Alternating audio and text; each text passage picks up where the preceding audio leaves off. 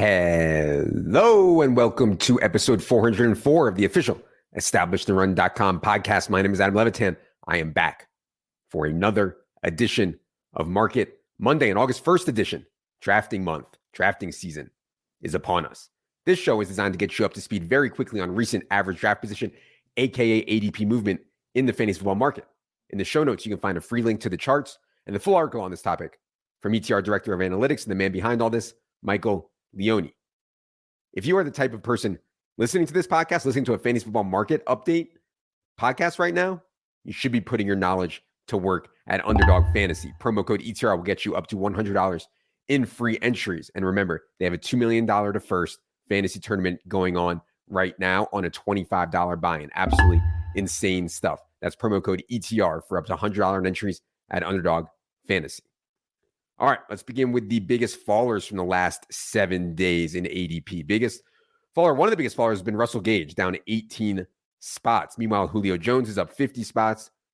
Chris Godwin up 5 spots. Of course, all this stems from the wild day the Bucs had last week. And the same day Chris Godwin, coming off an ACL tear, did not open camp on the PUP list. That same day they signed Julio Jones. Let me start with the Godwin stuff here. I want to be clear that not starting on the PUP list does not mean that Chris Godwin will be ready for week 1. In fact, I would still be pretty surprised if Chris Godwin was cleared for week 1. We're talking about an ACL tear surgery in January, aka 7 months ago. We're also talking about a player the Bucs just gave $40 million guaranteed to. There's literally no reason to rush him. Like Godwin's personal team and the Bucs, neither of them have any incentive to rush Chris Godwin back. But still, it's a really good sign that he's out there working out, at least at camp. And if he comes back right, if he comes back at 100%, I mean, this dude is so good, shout out Penn State. And I think we have to leave open at least the possibility that historical data on ACL tears can change. When I first started doing this fantasy football thing, 20 years ago, ACL tears were literally career threatening. Then after a while, the norm became a year. It wasn't career threatening. Guys would come back in a year. And then the norm became 9 to 10 months. So I don't think it's crazy to say that we're going to keep progressing. And now it's maybe 8 months or 8.5 months. And I know that Chris Godwin is a real good dude and a hard worker. Wouldn't shock me at all if he gets back at the highest possible end of the spectrum.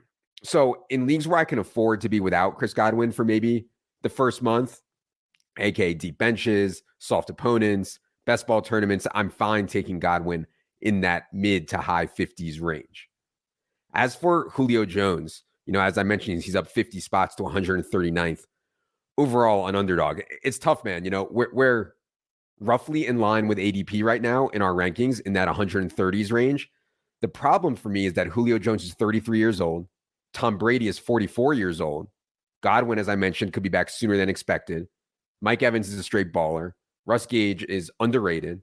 Tom Brady has a pretty high throw rate at running backs. It's just a big parlay on Julio. And it pains me to be like even a little bit bearish on Julio because I've been one of his biggest fans throughout his career, always loved drafting and playing him. But I think his ADP is going to keep climbing here.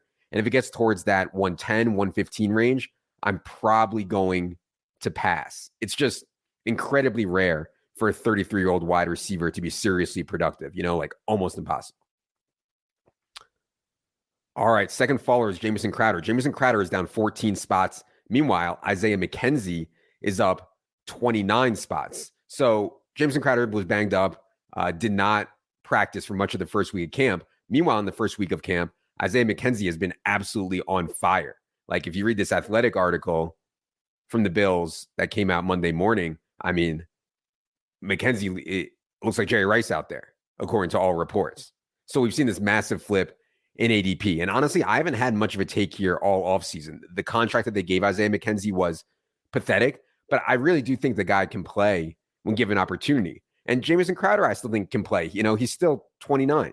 But what if they end up canceling each other out? Like, what if they both get slot snaps? And then we add in more running back targets through James Cook. Maybe OJ Howard shows up when they get a few more tight end targets. And maybe it's a bigger year for Steph Diggs this year in terms of target share. So look, McKenzie's absolutely cooking right now. And he's the younger player. And I prefer him especially while his ADP is in the 170s. Like, I'll be taking Isaiah McKenzie in the 170s. I'm careful of getting too high on this situation, as it's certainly possible that when Crowder gets back in camp, they'll start canceling each other out a bit more. Last follower I want to mention is Gus Edwards. Gus Edwards is down 14 spots on FFPC.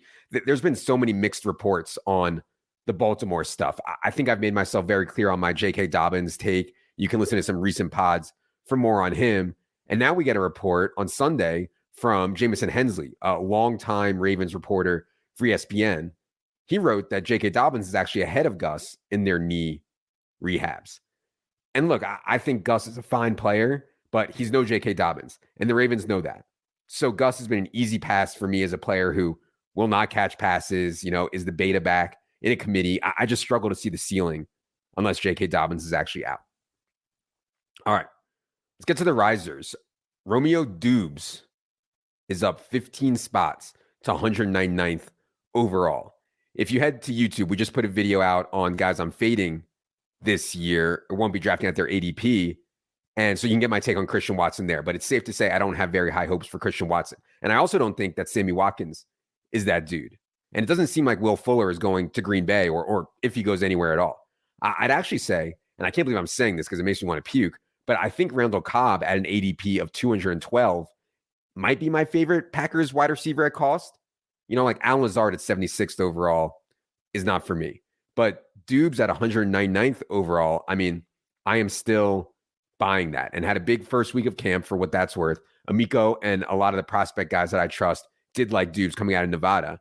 Round 4 draft capital is not great, and I think people overrate these guys and who are drafted in round 4, round 5, the actual NFL draft, and have big camps or whatever, or generate buzz. So round 4 is not great, but the Packers are so desperate that Doubs at 199th overall, I'm in on that. Second riser, Rhamondre Stevenson is up 7 spots on Underdog now to 98th overall. And honestly, I'm a bit tired of talking about Rhamondre Stevenson. Hopefully you've been drafting the crap out of him the last 2 months as we've been talking about all his paths to a big year. I still think Damian Harris is the starter, but Rhamondre clearly has a shot at making that an even timeshare and being the passing down work. So, he's getting to a spot now here where it gives me some pause. I'll take him around that 100th overall mark, 98th overall mark, but I'm not going to go too much higher. Just kind of cash in the closing line value that we got and move on from there. Michael Thomas is up 11 spots on Underdog to 71st overall. I don't really get this one. I know I talked about him last week, but I thought it was important to hit on him again just because I really don't get it. There's been no real news, but we have a player who has missed 2 years with an ankle injury and still isn't 100%, is facing more target competition now from Chris Olave, from Jarvis Landry. At 29 years old now, he's had a massive downgrade in quarterback play, a massive downgrade, especially for his style, whereas Drew Brees had that very accurate, safe style, which fits with the quick slants and the quick outs. Jameis wants to push the ball down the field more. So another one that you can head to YouTube for more, did a short video, as I mentioned, about players I'm avoiding at ADP.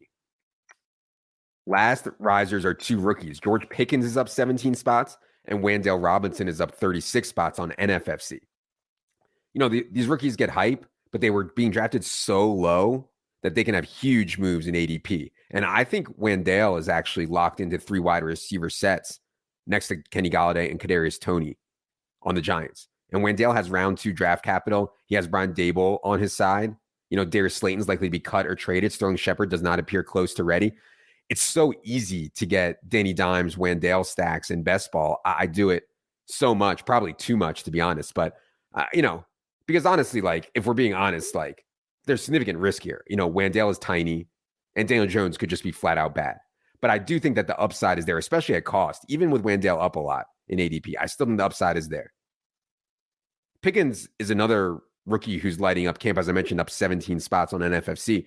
He has round 2 draft capital also. And I think if it wasn't for injury that he sustained in college, he would have been a round 1 pick for sure. So now that we know George Pickens is healthy, at 167th overall, I'm in on George Pickens flyers.